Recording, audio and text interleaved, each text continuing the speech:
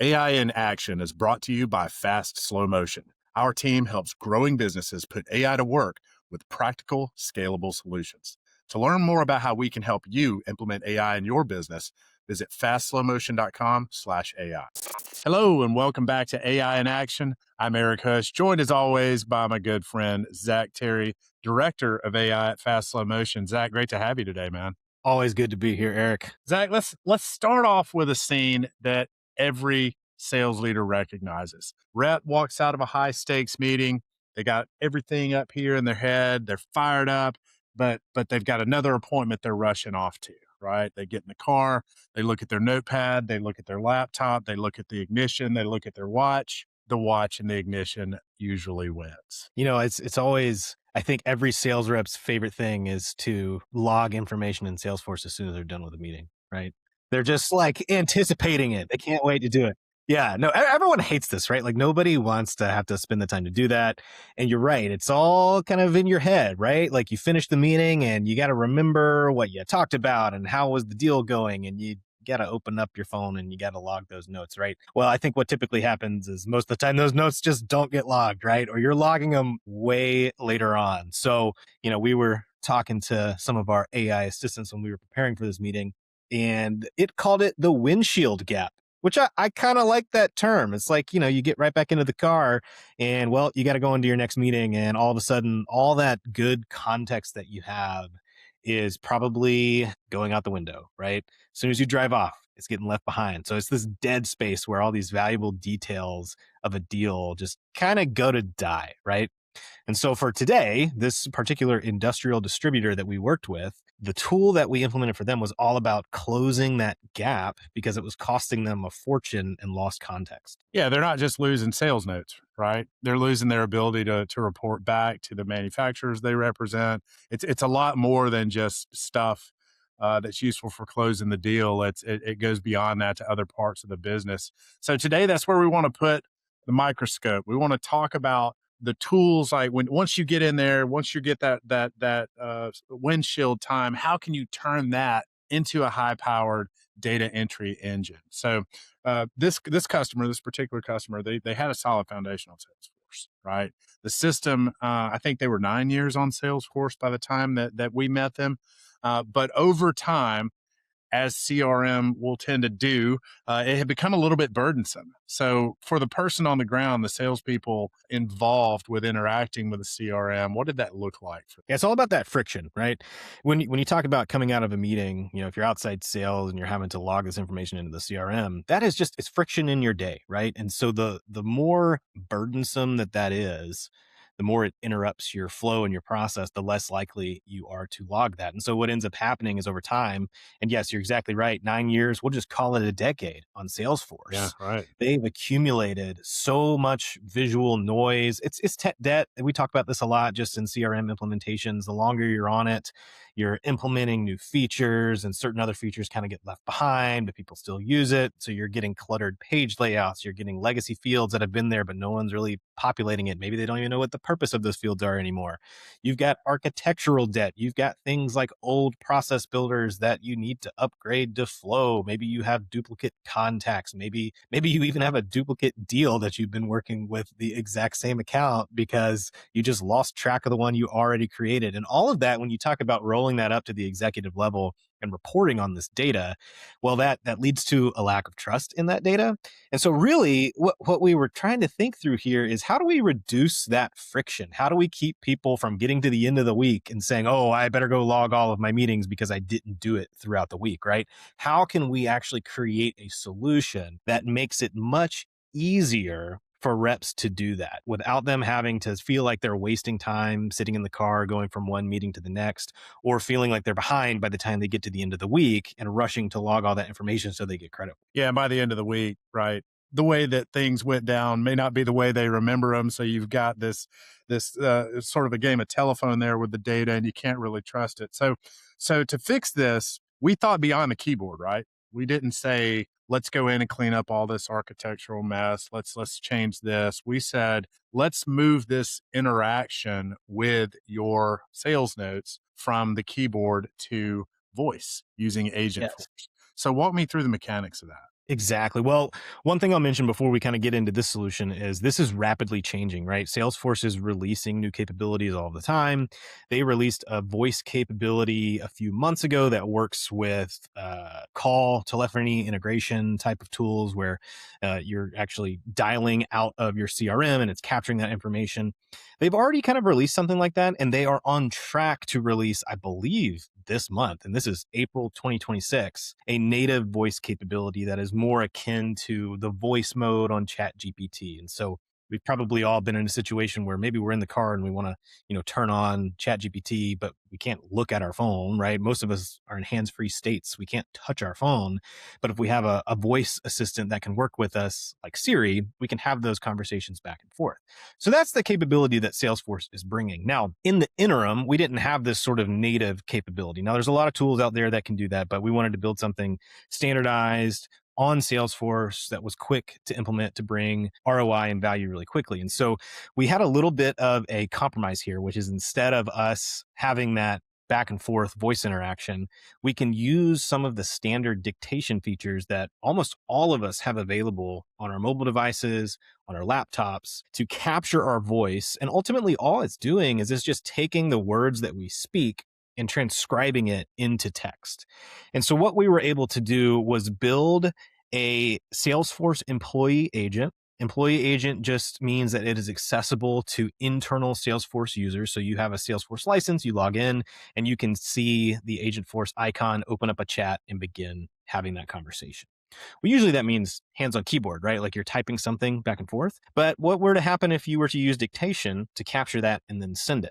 It's not anything revolutionary in that regard because it's the device that you have that has the capability to capture the voice, and then you're just sending it as if you had typed it, but it's cutting out a lot of the time it would take to actually sit there and type it. And if you're on a mobile device, obviously it's a lot harder to sit there and type on a mobile device, right? You got typos, you got things that are going to get lost, even if you have the luxury of time to sit there and record those notes. It's just a little bit easier if you have something that you can talk to. So this solution was built with the eventual evolution of the native Salesforce voice capability coming to fruition. But in the meantime, what their employees are able to do is not only access this employee agent on their computer, but it works natively on the Salesforce mobile app as well. So you can open up an Agentforce agent from the Salesforce mobile app.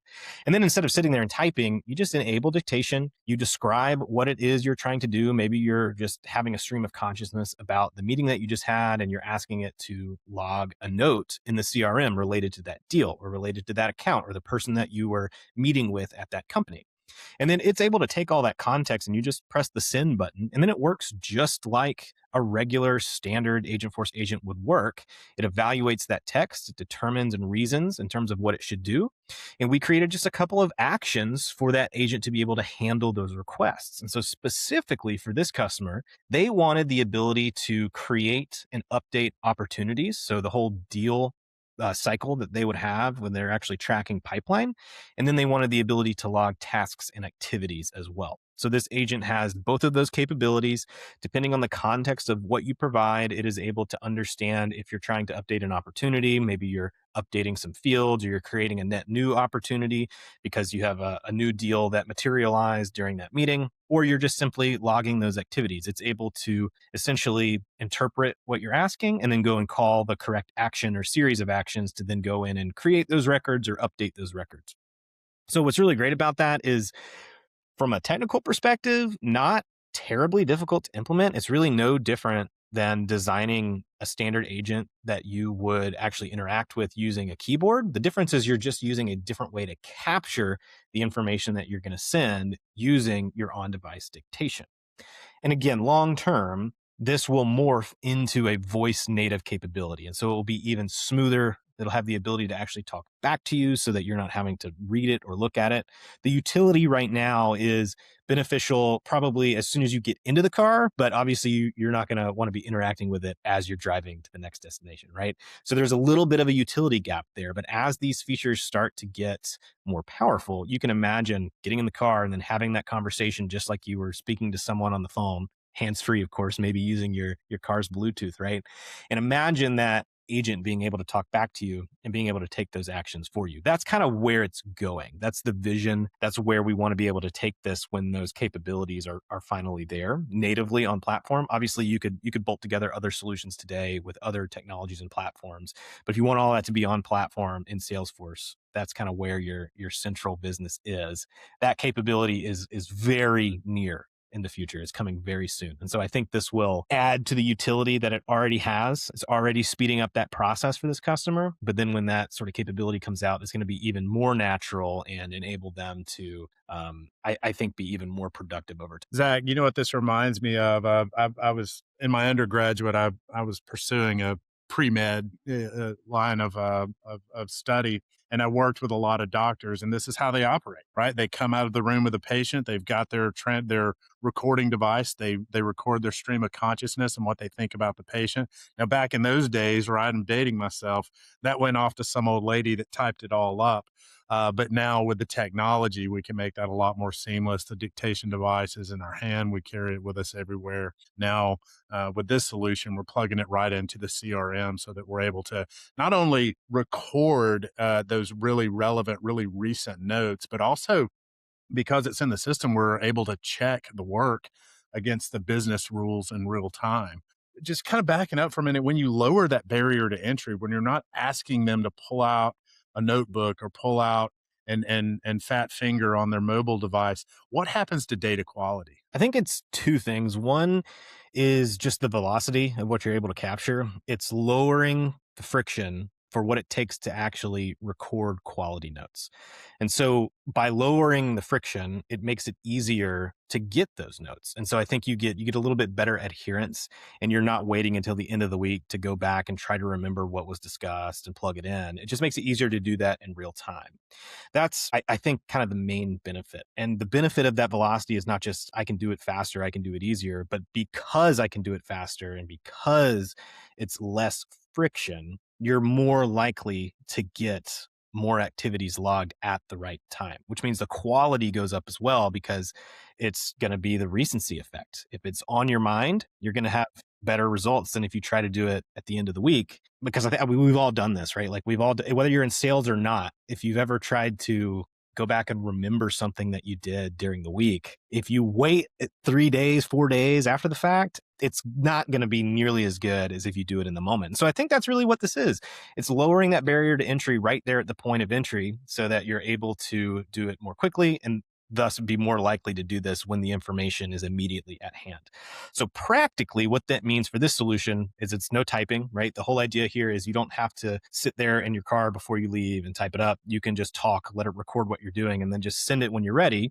And then the benefit is the agent has the ability to perform the action that you would otherwise be performing. And so instead of going in and navigating to the account and the opportunity inside of my app, and then from there having to find the right button to press to log an activity and then going through each field and typing it in, well, you just say what you want. You can put it all into one stream of consciousness, and that AI is able to kind of parse out the key pieces of information that it needs to log, and it's doing that on your behalf. And so you can see how that could significantly lower the amount of time that it would take, as well as the, I think, perceived effort. I think there's a little bit of cognitive dissonance that goes on when you're having to navigate multiple screens on an app and type things into multiple fields.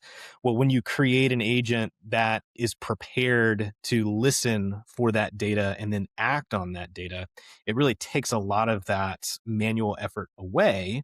And now you're just focused on providing the information. And then it takes the information and turns it into something that is actionable, it's recorded, it lives in your system of record.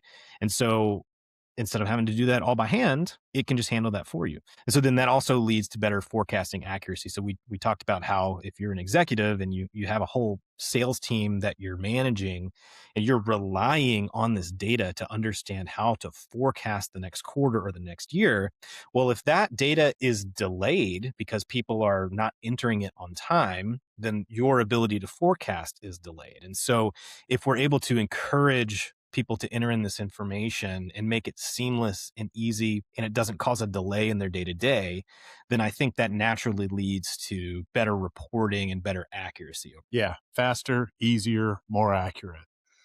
Zach, from a strategic perspective, for the CEOs, for the sales leaders out there listening to this, what's the takeaway lesson for them? In this case, I'd say that the AI tooling that we're using is just a layer in the entire process. It's not the foundation. And so before we even got to the point where we had an AI that the employees could access, we spent the first month of this project auditing the org. It's 9 years old, right? So we have to go in and clean up things like duplicate data, migrating some of the legacy tech that they had to more modern infrastructure and making sure that they had a solid foundation.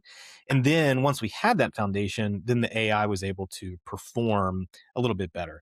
Now, I think for this particular use case, it's not solely reliant on having a perfect data foundation. And this is a great example of how you can get started with AI without having everything absolutely perfect in your org. We just had to make sure that you had the right accounts in the system, that you understand what's required for a given opportunity or a deal flow.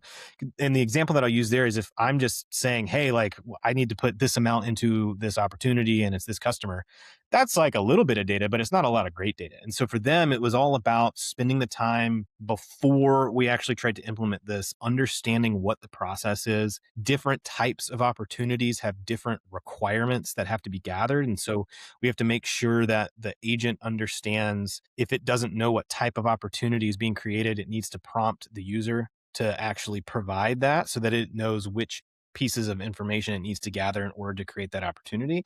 And so it's really having the result in mind before you build it, because I know the result that I want is an opportunity with good data that helps me forecast.